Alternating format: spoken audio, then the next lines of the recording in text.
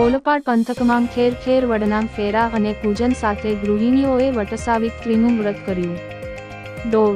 પતિના દીર્ઘાયુષ્ય માટે વર્ષોથી ચાલી આવતી પરંપરા મુજબ પરિણીત મહિલાઓ વટસાવિત્રીનું વ્રત કરતી હોય છે। તે મુજબ આજરોજ ઓલપાડ પંથકમાં ઠેર ઠેર વડના ફેરા અને પૂજન સાથે ગૃહિણીઓએ વટસાવિત્રીનું વ્રત કર્યું હતું।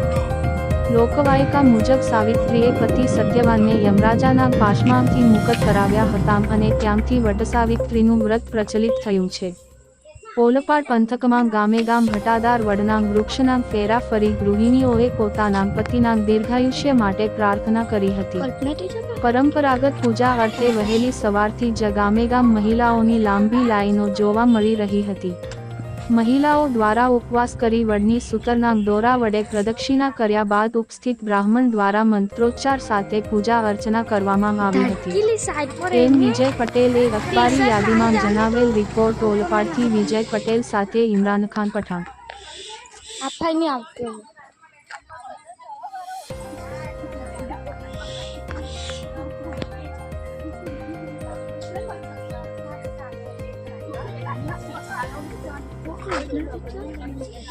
कल्पना टीचर तो डोळा तुझे जातो ते काचे जावे